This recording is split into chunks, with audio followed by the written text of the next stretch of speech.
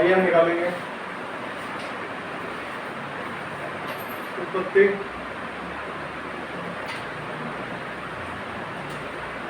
उसका 37 अध्याय।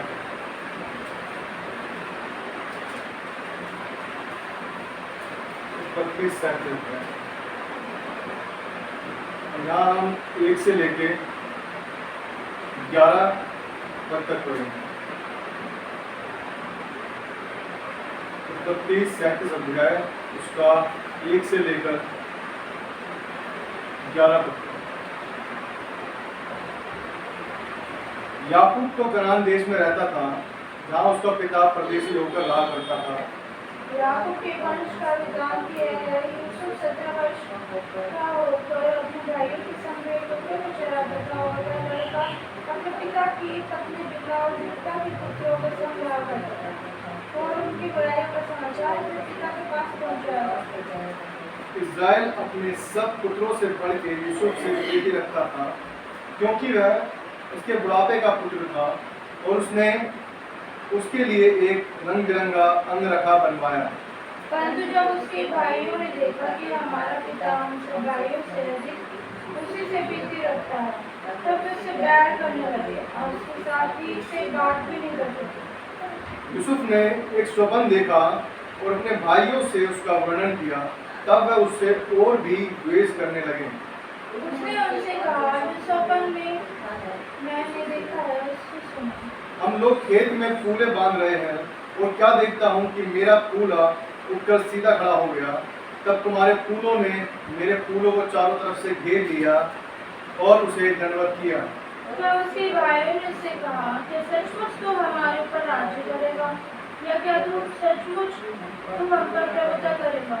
इसलिए वे उसके स्वप्नों और उसकी बातों के कारण उससे और भी अधिक बैर करने लगे।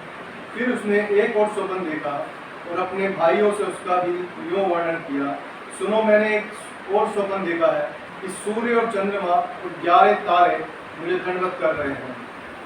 इस स्वप्न का उसने अपने पिता और अपने भाई से वर्णन किया, तो उसके पिता ने उसको कहा, ऐसा स्वप्न है तुमने देखा है, तो सचमुच मैं और मेरी माता और तेरे भाई सब जाकर तेरे आगे भूमि पर गिरके दंडवत करेंगे। उसके भाई उससे कहा करते थे, और उसके पिता ने उसके उस वचन को स्मरण रखा। हमारे प्रार्थना करेंगे।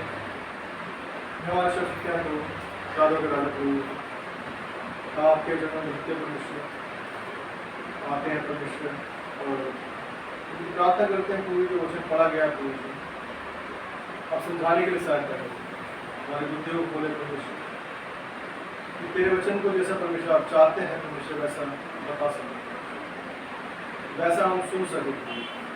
सहायता जो आप हमसे बातें करना चाहते हैं प्रभु जी, बातें दया कर अपने वचनों के द्वारा परमेश्वर हमें संभाले, सामर्थ्य करो। छोटी सी विनती बात का मांगते हैं प्रभु के नाम में, दया सुनते हैं। आमीन।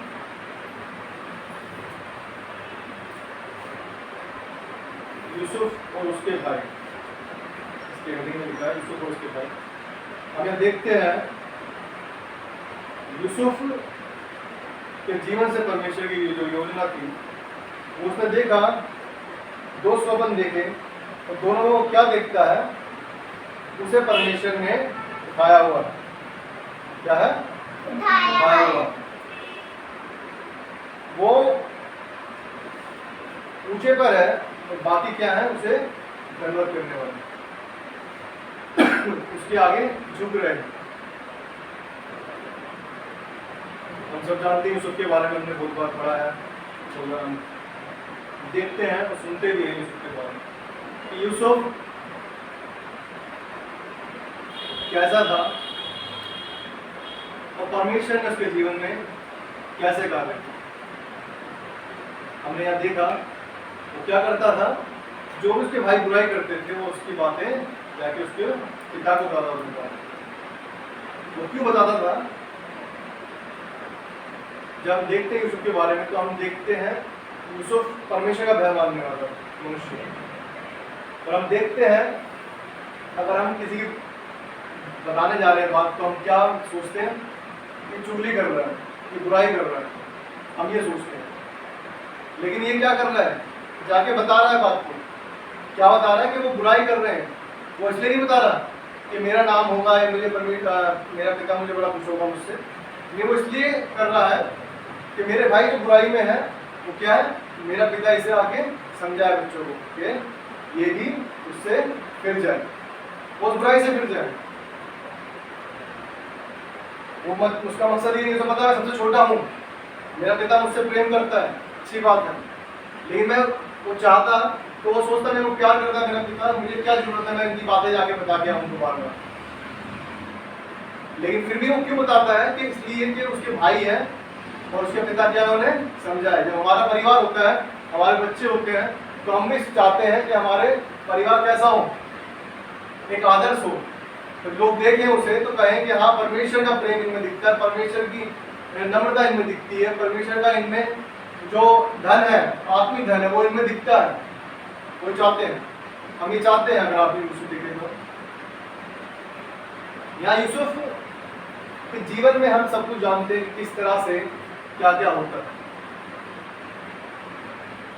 आज जो जीवन है हमारा, हम जानते हैं आज हमारे जीवन में परमेश्वर ने हमसे, हम बहुत बार ऐसा होता है जब हम नए साल में प्रवेश करते हैं, हमसे परमेश्वर क्या है करते, क्या करता है, हमसे प्रॉमिस करता है। हमें प्रॉमिस कार्ड मिलते हैं जिसे हम लेके आते हैं, और उसमें लिखा है, जैसा मेरा इस साल का प्रॉमिस था कि शांति का राजकुमार तुम्हारे पांवों से शैतान को शीघ्र ही कुचलवा दे। वैसे सबकी अलग अलग होती है, लेकिन यदि ये मेरा वचन है, मेरा प्रॉमिस है परमेश्वर से, परमेश्वर ने मेरा प्रॉमिस है परमेश्वर से, परमेश्वर ने मुझसे प्रॉमिस किया है कि क्या करेगा, वो शैतान को कुचलवा देगा। लेकिन अगर मैं बार बार परेशानी में फंस रहा हूं, या बार बार मैं दिक्कत में फंस रहा हूं, या मेरे जीवन में बार बार ऐसी चिंताएं आ रही हैं, तो मैं क्या करूंगा, मैं उस वाचक को भूल जाऊंगा। मैं सोचूंगा अरे परमेश्वर आपने मुझसे प्रॉमिस तो किया था, लेकिन मैं बार बार परेशानियों में फंस जा रहा हूं, मुझे वो याद ही नहीं आएगा। मैं सोचूंगा यार क्या होगा, पता नहीं कैसे क्या परमेश्वर मेरे जीवन में करने वाला है, परमेश्वर मुझे यही कह रहा था लेकिन मेरे साथ तो ऐसा हो जा रहा है। यदि मुझे आएगा भी तो मैं उसको क्या करूंगा, उसको क्लेम नहीं करूंगा कि हाँ प्रभु तूने कहा है और मैं जरूर विजय पाऊंगा, परमेश्वर तूने कहा है तो मैं शैतान को जरूर कुचल दूंगा।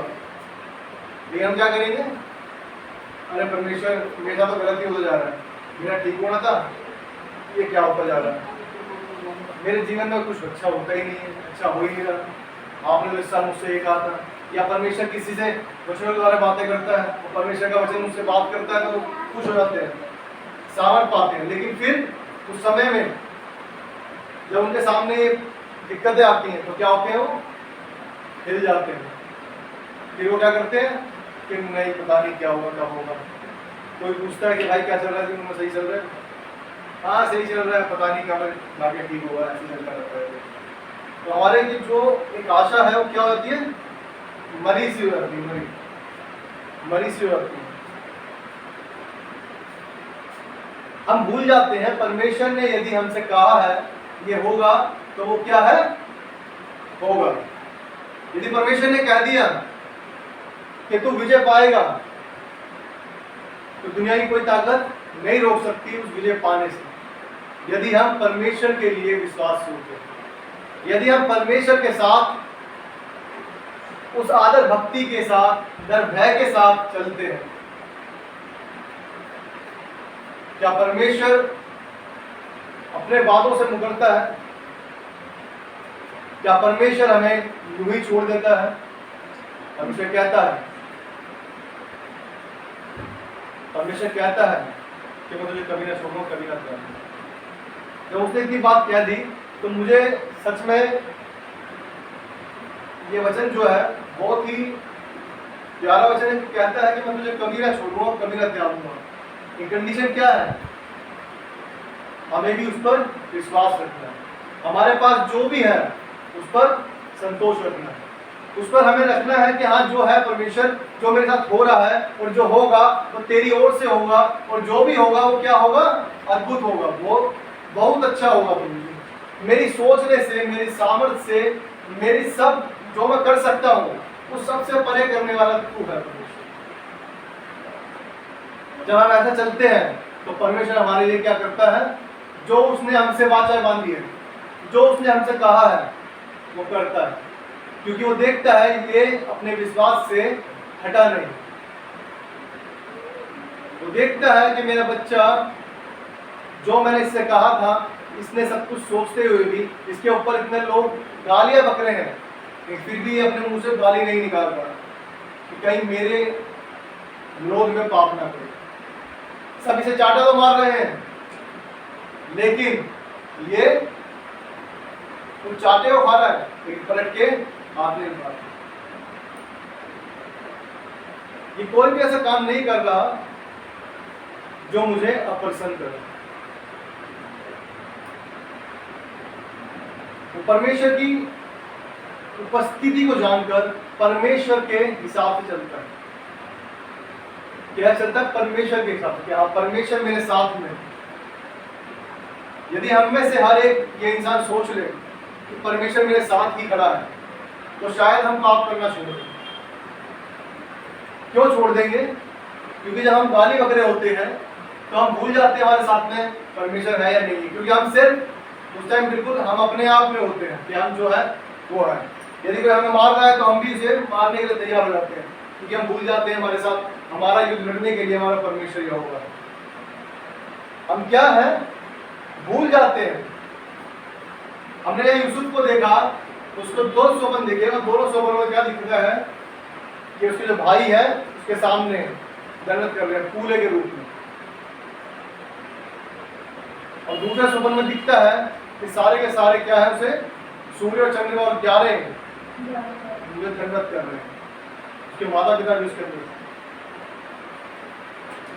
लेकिन लिखता है नीचे कि 11 वचन में उसके भाई उससे डांट करते थे, और उसके पिता ने उसके उस वचन को स्मरण रखा, याद रखा उसके पिता ने। लेकिन भाई क्या है, बैर करने लगे, द्वेष करने लगे, डाह करने लगे।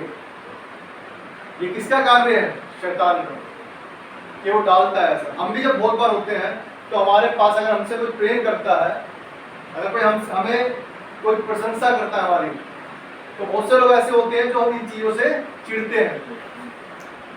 क्या है? चिढ़ जाते हैं, सोचते हैं आखिर इनको क्यों इतना वो मिल रहा है, इनको आदत क्यों मिल रहा है, इनको ही तारीफ क्यों करता है कोई।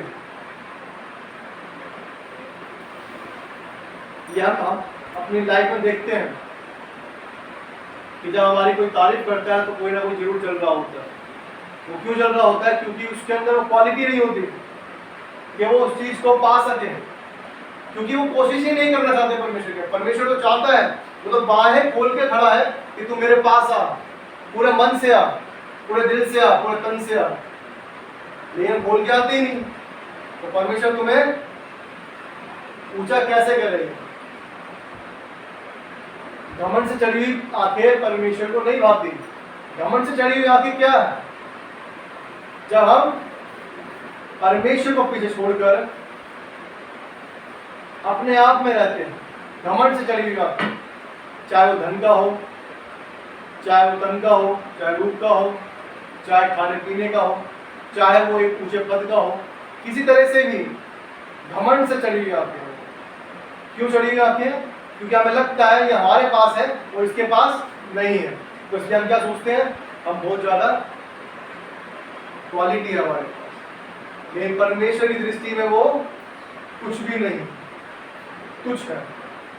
वो इंसान तुच्छ है, क्योंकि परमेश्वर घमंड से चढ़ी हुई आंखें वालों को प्रसन्न नहीं होता, उसको नीचा कर देता है, उसको नीचा करता है यदि वो ना फिरे तो।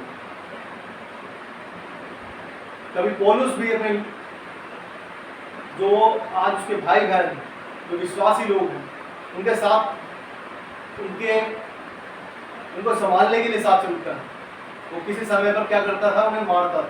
वो भी घमंड से चढ़ा हुआ था कि क्या था कि मैं खत्म कर दूंगा उनके पद पर चले वालों को, जो प्रभु यीशु के पद पर चलेगा उन्हें खत्म कर दूंगा। क्या था? घमंड से चढ़ा हुआ था।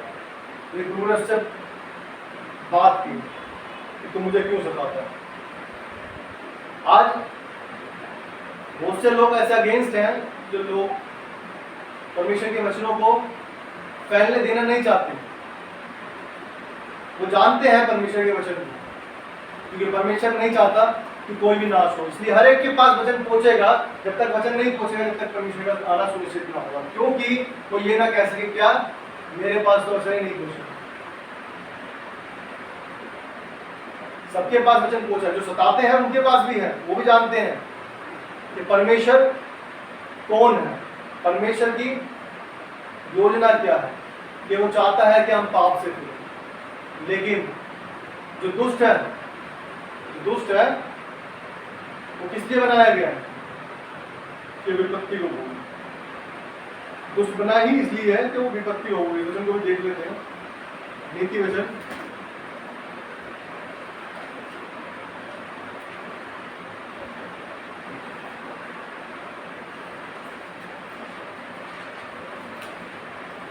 नीति वचन 16 अध्याय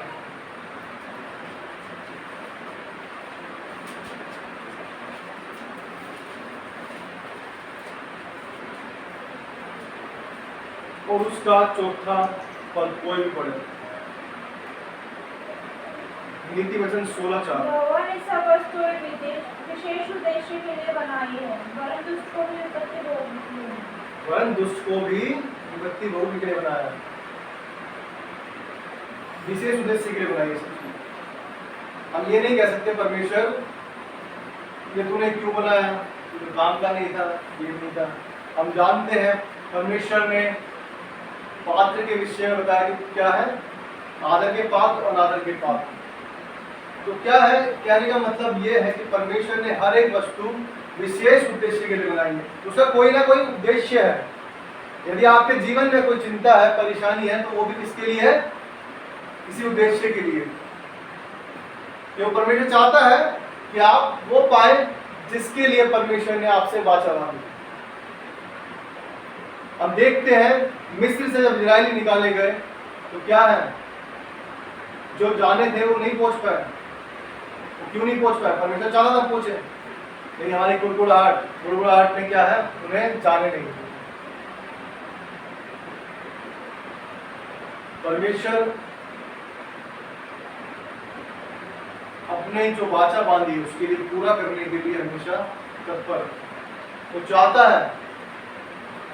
चाहता है कि वो जो उसने रखा है हमारे लिए वो हम पाए। लेकिन कैसे पाएंगे, यदि हम अपने आप में रहेंगे तो हम उसे नहीं पा सकते। हमें दीन और नम्र होना पड़ता है। हम यूसुफ पर आएंगे वापस, यूसुफ के बारे में जो देख रहे थे 37 में कि आज हर एक के जीवन में परेशानियां हैं, परेशानियां हैं, लेकिन क्या है, हम उन परेशानियों में दब ना जाए। हमारे जो सर पर एक बोझ रखा है जिम्मेवारियों का, उससे हम दब ना जाए, पर क्या करें, परमेश्वर को स्मरण करें। परमेश्वर को स्मरण करके हमें हर काम को करना। हम देखते हैं यूसुफ और उसके भाई किस तरह से उसे द्वेष करने लगे। क्यों द्वेष करने लगे, क्योंकि उसका पिता उससे प्रेम करता था। और जब परमेश्वर ने उसे स्वप्न में दिखाया तो वो और द्वेष करने लगे, कहा करने लगे, और ज्यादा क्रोधित होने लगे कि भाई ये हमें अपने आगे झुकाएगा क्या। आज भी लोग हमसे ऐसे बैर करते हैं, ये उस समय में नहीं, अभी भी ऐसा होता है। यदि कोई बढ़ रहा होगा परमेश्वर में तो वो क्या है, दूसरा चिढ़ जाता है, जबकि चिढ़ना नहीं चाहिए। तो परमेश्वर ने हर एक को एक विशेष प्रकार का बात दिया है, विशेष प्रकार की उसके जीवन से उद्देश्य जो हम नहीं जानते, परमेश्वर जानते हैं। लेकिन हम जान सकते हैं यदि हम परमेश्वर से प्रार्थना करते, उससे पूछते परमेश्वर तेरी योजना मेरे जीवन से क्या है। हम देखते हैं इसको भी, नीति वचन 3 अध्याय, नीति वचन 3, 5 और 6 इस तरह से कहता है। नीति वचन 3, 5, 6, तो अपनी समझ का सहारा न लेना, वरन संपूर्ण मन से यहोवा पर भरोसा रखना, उसी को स्मरण करके सब काम करना। तो आपका तेलिए सीधा मान निकाले। कैसा मान निकालेगा? सीधा मान निकाले, उसको स्मरण करके काम करना है, अपने आप को ध्यान में रखते हुए नहीं करना। कैसे करना है? यहोवा को स्मरण करना, संपूर्ण मन से उसका भरोसा रखना है। सिर्फ थोड़ा सा विश्वास नहीं, थोड़ा इधर थोड़ा इधर। जैसे हम याकूब में देखते हैं, बहुत पढ़ते हैं कि ऐसा मनुष्य दुचिता है, वो परमेश्वर से ये ना सोचे कुछ उसे मिलेगा। क्यों नहीं मिलेगा? क्योंकि उसका जो व्यवहार है दुचिता है, कभी वो इधर फिरता है, कभी इधर फिरता है। लेकिन इधर क्या था? संपूर्ण मन से, पूरे मन से यहोवा पर भरोसा रखना है। यदि परमेश्वर ने कहा है कि परमेश्वर तुम्हें सिर होने के लिए ठहराया है, तो वह ठहराएगा। हमें क्या कहना है? वो ठहराएगा। हम यूसुफ के बारे में देखेंगे जल्दी जल्दी। यूसुफ 37 में हम देखते हैं कि यूसुफ जो हमने डाह देखी उसकी, और उसके बाद 12 से लेकर जब आगे बढ़ते हैं इसके अंदर 36 तक, इसका बेचने का, यूसुफ को बेच दिया गया, यूसुफ को बेच दिया गया। अब हमें कोई ऐसा स्वप्न दिखाए परमेश्वर कि ऐसा होने वाला है, ये सब मेरे आवेदन मत कर रहे हैं, लेकिन इस वक्त मैं क्या हूँ? गड्ढे में पड़ा हूँ। तो हम क्या करेंगे? परमेश्वर तू तो मुझे कह रहा था मेरे आगे झुकेंगे, मैं तो खुद गड्ढे में पड़ा हूँ, मुझे कौन बचाएगा? हम देखते हैं यूसुफ ने कुछ नहीं कहा, वो गड्ढे में था, भेज दिया गया। 39 चैप्टर में जब हम आते हैं उत्पत्ति के, उसमें हम देखते हैं यूसुफ और पोतीफर की पत्नी, जो पोतीफर की पत्नी थी, उसने भी उसे क्या है? ब्लेड लगाया और उसे क्या है? सजा दिलवाया, उसे कैद में डाल दिया गया। यूसुफ के साथ में ये सारी चीजें होती जा रही हैं। हमारे जीवन में भी ऐसा होता जाता है। परमेश्वर हमसे कह रहा है कि मैं तुम्हें एक उत्तम देश में ले जा रहा हूँ, लेकिन हमारे साथ में क्या है? हमारे पास जो धन था, हमारे जो प्रॉपर्टी थी, वो क्या है? कम होती जा रही है। हम बोलेंगे परमेश्वर तू हमें देने जा रहा है या हमें लेने जा रहा है? हम क्या कहेंगे? तू हमें देने जा रहा है या लेने जा रहा है? दंडवत किसके सामने की जाएगी? जो सामर्थ्य होगा। यूसुफ के सामने सारे झुक रहे हैं। जो सामर्थ्य होगा, चाहे वो आत्मिक रूप से हो, चाहे वो पैसे के रूप से हो, कैसे भी जो एक पद के रूप से हो, जो सामर्थ्य है, जो ज्यादा बड़ा है, उसके आगे क्या है? झुका जाता है। तो इस तरह वचन से हम देखते हैं राजाओं के आगे क्या है? वो दंडवत करते थे। जो सामर्थ्य है, जिसे परमेश्वर ने जो आदर दिया है, उसे क्या है? उस आदर का है कि झुकना एक तरह से।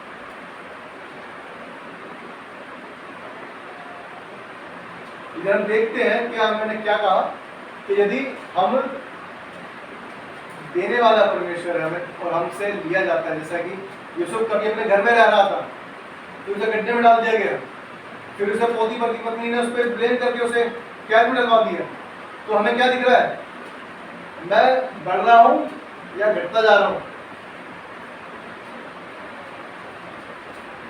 हमें क्या चीज दिख रही है कि मैं घटता जा रहा हूं? ऐसे हमारे जीवनों में होता है, जब हमसे चीजें कम होती जाती है, हम पर परेशानी आती जाती है, सोचते क्या होगा परमेश्वर, तू मुझे देने जा रहा है या लेने जा रहा है? लेकिन यूसुफ ने कहीं पे भी ऐसा परमेश्वर ने कुछ नहीं कहा। हम देखते हैं जब यूसुफ पोतीफर की पत्नी ने उसको ब्लेम किया, तो भी उसने उसके साथ में जो उसने चाहा कि वो उसके साथ सोए, वो नहीं सोए, क्योंकि वो जानता था कि मेरा परमेश्वर हर एक अच्छे और बुरे का न्याय करने वाला परमेश्वर। उस समय जब व्यवस्था नहीं थी, फिर भी वो जानता था कि ये गलत है। मैं अगर ऐसा करता हूं तो अपने स्वामी को, जो उसका स्वामी है, उसको मैं धोखा दूंगा और मैं अपने परमेश्वर की दृष्टि में पाप करूंगा। कितनी अद्भुत बात है। उसने फिर भी ये सोचा, वो चाहता तो सोचता कि इसकी बीवी से मेरा जो भी गलत अगर रिलेशन है, तो मुझे क्या है? हर एक चीज इजीली मिल जाएगी। मैं और कुछ लेना चाहूंगा तो वो भी चीज़ आराम से मुझे सोना जेवरात जो भी चीज़ें मिल जाएगी। लेकिन उसने लालच नहीं किया। उसे कहीं ना कहीं जरूर स्मरण होगा कि परमेश्वर ने मुझसे कहा है, ये स्वप्न दिखाया है तो कहीं ना कहीं योजना है कोई कोई।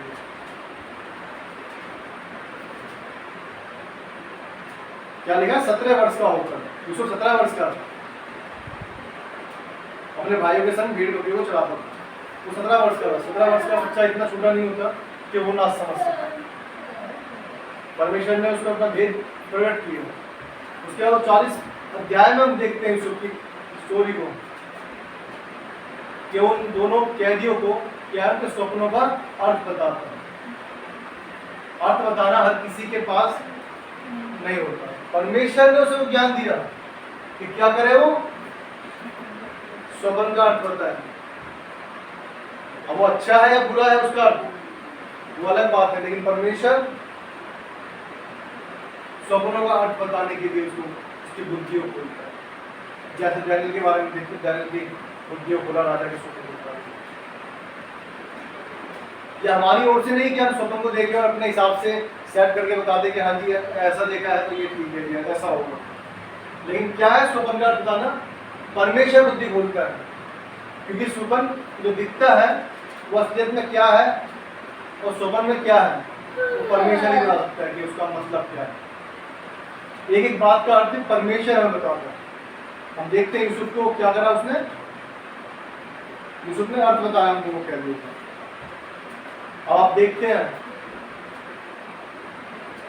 42 अध्याय में यूसुफ के भाइयों का मिस्र में आगमन। 42 अध्याय में हम क्या देख रहे हैं? यूसुफ के जीवन के बारे में देख रहे हैं कि यूसुफ जिससे ऐसी वाचा, ऐसा जो परमेश्वर की योजना थी वो हम देखते हैं कि क्या थी कि वो ऊंचे पर होगा, ऊंचे पर होगा।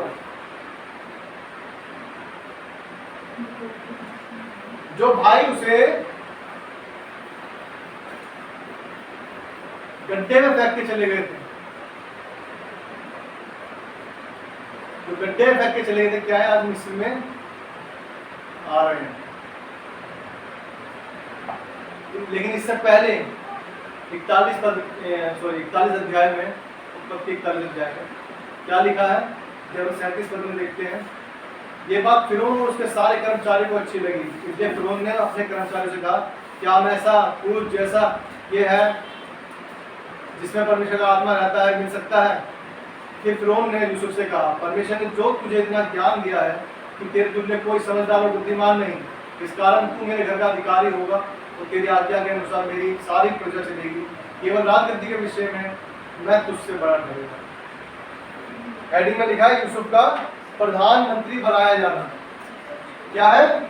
उसे सारा अधिकार दे दिया गया है, सिर्फ गद्दी को छोड़कर सारा अधिकार उसके पास है। हम क्यों देख रहे हैं ये सारी बातें? क्योंकि आज हमारे जीवनों में ऐसी परेशानी आती रहती है और हम क्या है, परेशान हो जाते बड़ी जल्दी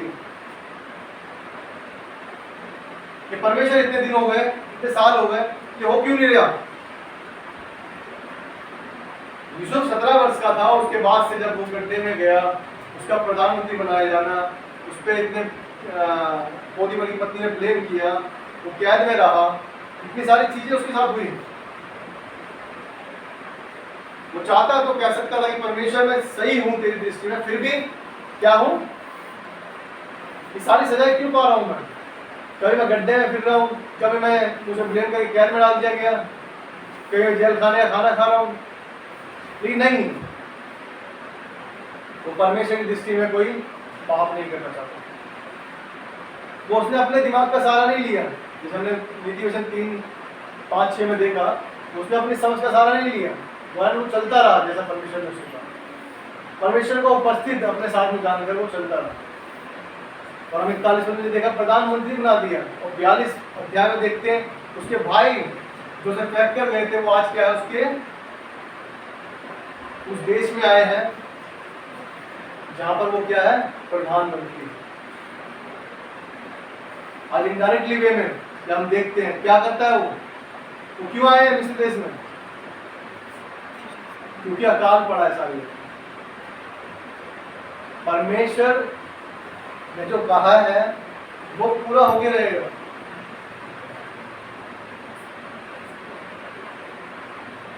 परमेश्वर ने जो कहा है वो क्या है, पूरा होकर रहेगा। लिखा है याकूब तो कनान देश में रहता था, वो कनान देश में रहता था, लेकिन कहाँ पे वापस आए? मिस्र में। वो दूसरे देश तक भी खींच के ले आया परमेश्वर, उसे दूसरे देश तक भी खींच के ले आया। क्यों ले आया? क्योंकि उससे वो जो स्वप्न दिखाया था, जो उसकी योजना थी उससे, वो उसे पूरा करना था। पूरा क्यों करना था? क्योंकि यूसुफ भी उसके अनुसार चला जैसा उसने उससे कहा। आज हम अपनी बुद्धि का सहारा लेते हैं। आज हम देखते हैं, सोचते हैं कि परमेश्वर मेरे बच्चे बड़े हो रहे हैं, मैं पैसा कहां से लेके आऊंगा। परमेश्वर मेरे बच्चे स्कूल जा रहे हैं, फीस इतनी महंगी है, कैसे दूंगा। परमेश्वर महंगाई डेली बढ़ती जा रही है, मैं कहां से दूंगा। परमेश्वर इधर घर के खर्चे हैं, परमेश्वर ये करना है, ये करना है, वो करना है, बस यही हमारे पास लगा रहता है। नहीं, परमेश्वर का जो समय आता है वो उसे पल भर में कर देगा।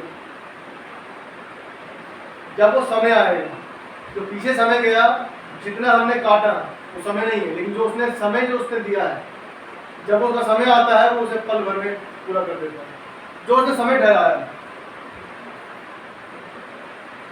जैसा हम भी जानते हैं कि हम भी शादी के लिए सोचते थे कि बहन की शादी के लिए कैसे करेंगे, पर पैसे नहीं है, लड़का नहीं है।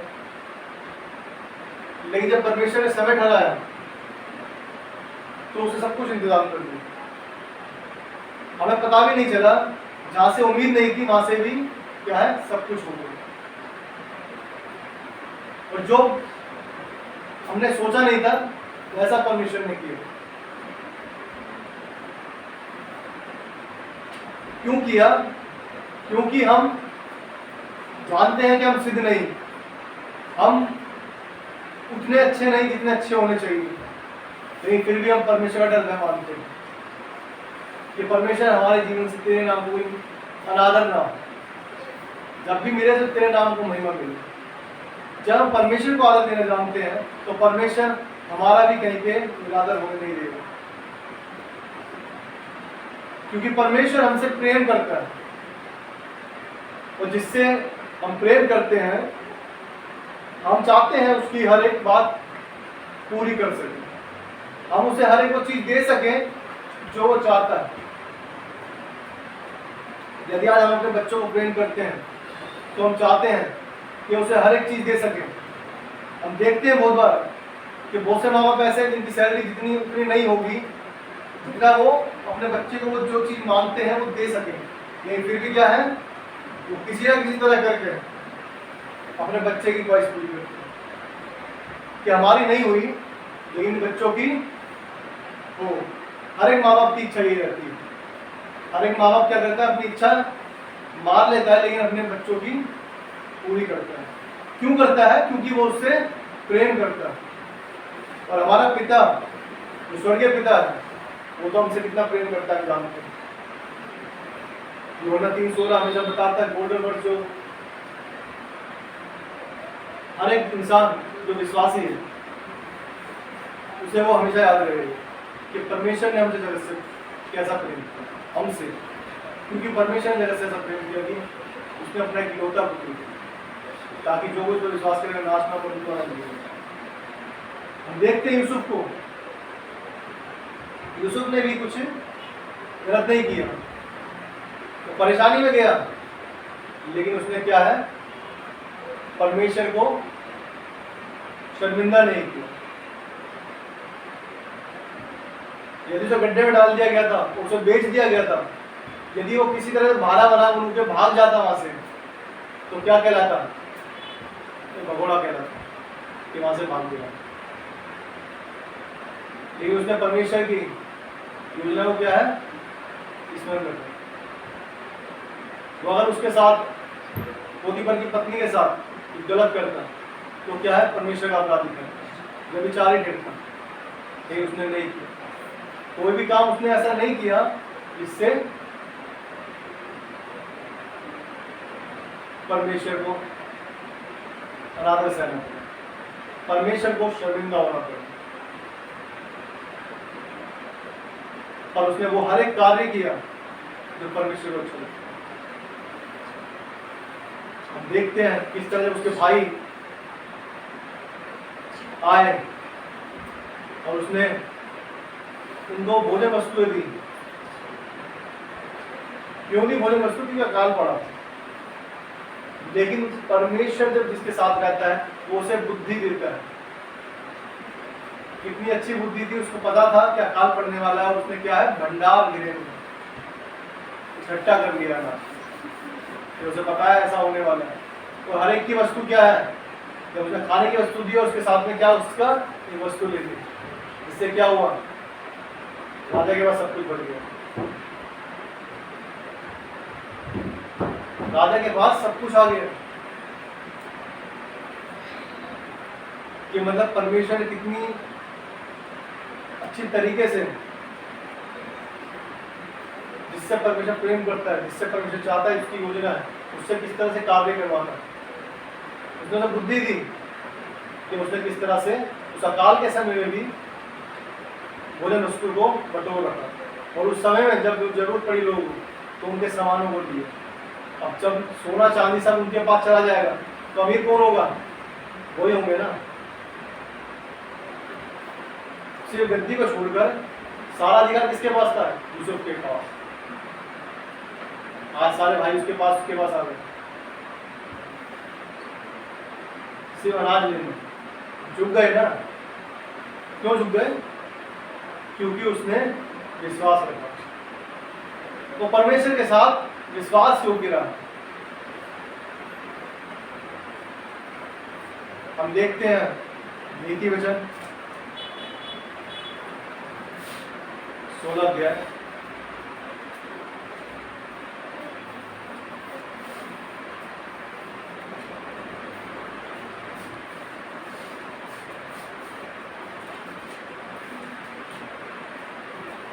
उसका 3रा पद। अपने कामों को यहोवा पर डाल दे, इससे तेरी कल्पनाएं सिद्ध होंगी। अपने कामों को डालना है, अपने कामों को अपने ही दिमाग में लेके ना चले कि हम इस तरह कर देंगे, पर कौन करेगा? यहोवा करेगा, परमेश्वर करेगा, हमारा प्रभु यीशु करेगा। तो हमें नहीं करना, कौन करेगा? परमेश्वर करेगा। जब हम अपना युद्ध अपने आप लड़ते हैं तो हमें विजय नहीं मिलती। जब अपना युद्ध अपने आप लड़ते हैं तो हमें विजय नहीं मिलती, लेकिन विजय किससे मिलती है? परमेश्वर से, क्योंकि परमेश्वर हमें विजय देने वाला है।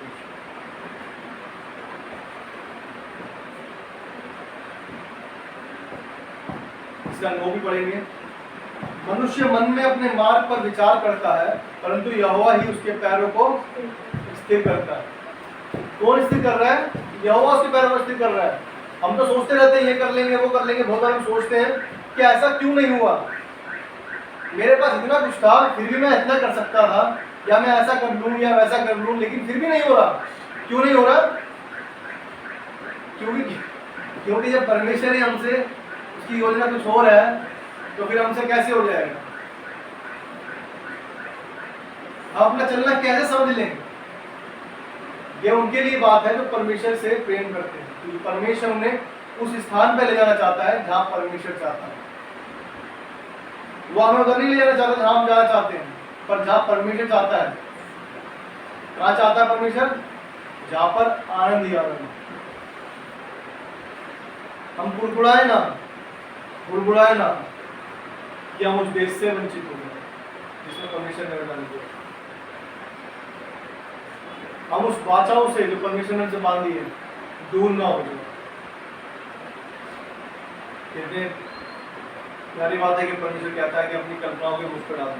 कल्पनाएं क्या है? कल्पनाएं है जो हम सोचते हैं कि हम ऐसा करेंगे।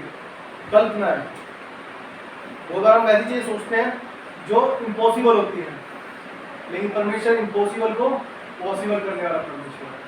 एक यूसुफ जो गड्ढे में पड़ा था, वो कभी सोच सकता था कि मिस्र का मैं प्रधानमंत्री बनाया जाऊंगा? वो उसके लिए इम्पॉसिबल था। उस गड्ढे से उस गद्दी तक पहुंचना उसके लिए इम्पॉसिबल था, उसके लिए इम्पॉसिबल था, लेकिन परमेश्वर के लिए पॉसिबल था। वो गड्ढे में पड़ा हुआ मनुष्य आज, यदि हम तो गड्ढे में नहीं भी है, फिर भी हम क्या है, चिंता में रहते हैं कैसे होगा, कैसे करेंगे, क्या नहीं होगा, पता नहीं क्या हो। लेकिन परमेश्वर उस गड्ढे में पड़े हुए यूसुफ को उस गद्दी पर पहुंचा सकता है, तो आपके साथ क्यों नहीं कर सकता? हम परेशानी में क्यों रहते हैं? क्योंकि हम अपनी बुद्धि में चलते हैं, क्योंकि हम अपनी बुद्धियों पर चलते हैं कि हम जो करेंगे अपने आप करेंगे। परमेश्वर कौन होता है? हम अपने आप में सोचते हैं हम ही कर देंगे। हम देखते हैं वचन संहिता निकालेंगे 55, ये वचन बहुत बार पढ़ते हैं, लेकिन हम जब समय आता है बहुत बार इसमें नहीं रहते। लेकिन रखना है वचन संहिता 55:22। अपना बोझ पर डाल देगा, तुझे संभालेगा। वो धर्मी को कभी टलने ना देगा। यूसुफ धर्मी था, उसने भलाई खोजी, उसने बुराई नहीं चाहिए। उसको जहां रखा गया वो विश्वास योग्य रहा। धर्मी को कभी टलने नहीं देगा। दुष्ट के लिए हम पढ़ चुके हैं, दुष्ट को उन्हें नहीं देगा। दुष्ट को क्या है, विपत्ति भोगने के लिए बनाया गया, और धर्मी को टलने नहीं देगा। 7 बार गिरेगा तो भी क्या है, वो खड़ा होगा, लेकिन दुष्ट का कोई उपाय काम नहीं आएगा। वचन बताता है, हम जानते हैं क्या परमेश्वर हमसे भी ऐसी बातें करता है? क्या परमेश्वर सिर्फ यूसुफ से कहता था या हमसे नहीं कहता? वो सबसे कहता है। वो हमसे प्रेम करता है, उसने अपने हाथों से हमें बनाया है, अपना श्वास हमें फूका है। यूसुफ जो हमने देखा, उसके बाद देखते हैं 46 में लिखा है, 46 अध्याय में, उत्पत्ति 46 अध्याय के अंदर उसकी हेडिंग है याकूब का सारे परिवार समेत मिस्र को जाना। क्या है? मिस्र में जाना, सारा परिवार आ गया। और उससे पहले 45 अध्याय में लिखता है यूसुफ का स्वयं को प्रकट करना। उसने प्रकट कर दिया, वो अक्के रह गए होंगे, अरे यूसुफ है ये तो, हम तो गड्ढे में फेंक के आए थे इसको, क्योंकि ये तो हम पर अधिकार करने वाला था। और इसने आखिर हम पर एक तरह से हम इसके आगे झुक ही गए। क्यों? क्योंकि उसके पास सारे देश का अधिकार था। परमेश्वर ने कहा था और वो पूरा हुआ। उस कनान से मिस्र पे लेकर आ गए उनको। क्यों? क्योंकि परमेश्वर ने जो योजना उसके साथ बांधी थी वो उसको पूरा किया। जो योजना परमेश्वर की तरफ से यूसुफ के लिए थी वो पूरी हुई। कितनी अद्भुत बात है। वो लेकर आ गए, कनान से सारे परिवार को मिस्र में ले आए। कितनी अद्भुत बात है। हम सोचते हैं कैसे हमारे जीवन में होगा, परमेश्वर तूने बात तो बांधी, कैसे पूरी होगी? कैसे पूरी क्या होगी? हमें सिर्फ अपने आप को परमेश्वर में सौंप देना, परमेश्वर को सौंप देना, परमेश्वर को स्मरण करके सब काम कर देना। हमें हर एक बुराई से दूर रहना है, हमें भलाई को खो लेना है। तब परमेश्वर हमें वो विजय देता है, तब वो योजना हमारे जीवन में पूरी करता है जो परमेश्वर ने हमसे बांधी है। आइए एक बार वचन को देखेंगे। भजन संहिता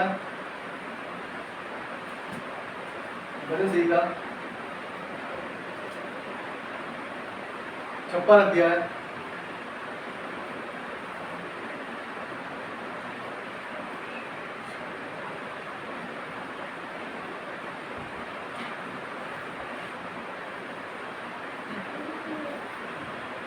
उसका 3रा और 4था। जिस समय मुझे डर लगेगा मैं तुझ पर भरोसा रखूंगा।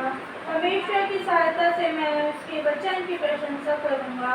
परमेश्वर पर मैंने भरोसा रखा है, मैं नहीं डरूंगा। कोई प्राणी मेरा क्या कर सकता है? कोई प्राणी मेरा क्या कर सकता है? उसके भाइयों ने चाहा। ऐसे हम ऑफिसों में होते हैं, बहुत बार बहुत गली मोहल्ले में होते हैं, बहुत अपने परिवार में होते हैं, जो हमसे क्या है वो द्वेष करते हैं, घृणा करते हैं, ना करते हैं। लेकिन परमेश्वर यदि हमारे साथ है तो दुनिया कितनी भी भीड़ लगी हो, अब अकेले ही उनके लिए काफी रहेगी।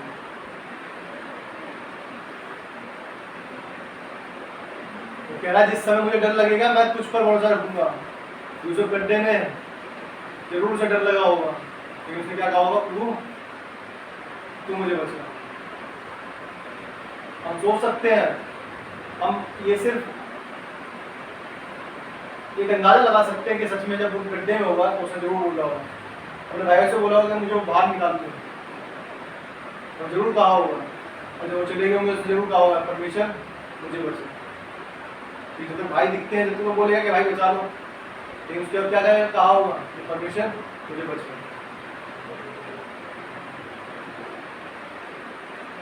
लेकिन उसकी जो आगे पढ़ते हैं, परमेश्वर की सहायता से मैं उसके वचन की प्रशंसा करूंगा। उसके वचन की प्रशंसा करेंगे। परमेश्वर पर मैंने भरोसा रखा है, मैं नहीं डरूंगा, मैं नहीं डरूंगा। कोई प्राणी मेरा क्या कर सकता है, कोई मनुष्य हमारा कोई कुछ नहीं कर सकता यदि परमेश्वर हमारे साथ में है। कितनी अद्भुत बात है कि परमेश्वर का वचन जब हम स्मरण रखते हैं, अपने हृदय की पट्टियों पर लिखते हैं, तो परमेश्वर हमें क्या करता है, विजय दिलाता है। जो हमसे वाचा बांधता है उसे पूरी करता है।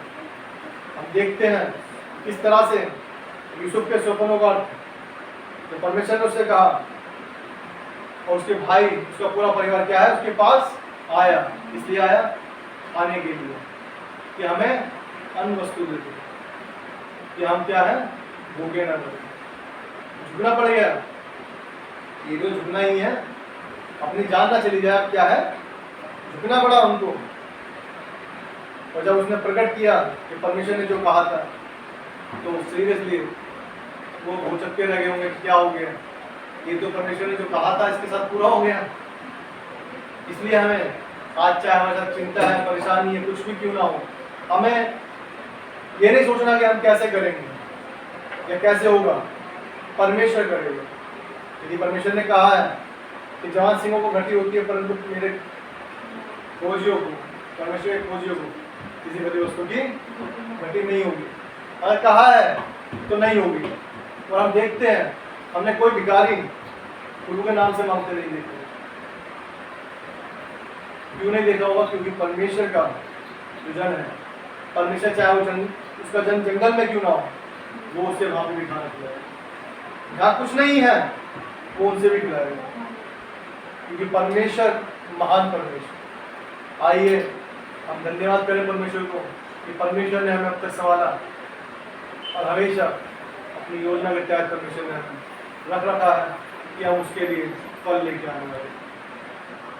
परमेश्वर से पढ़े जाने पर बहुत आशीष और अनुग्रह सब पर। आमीन।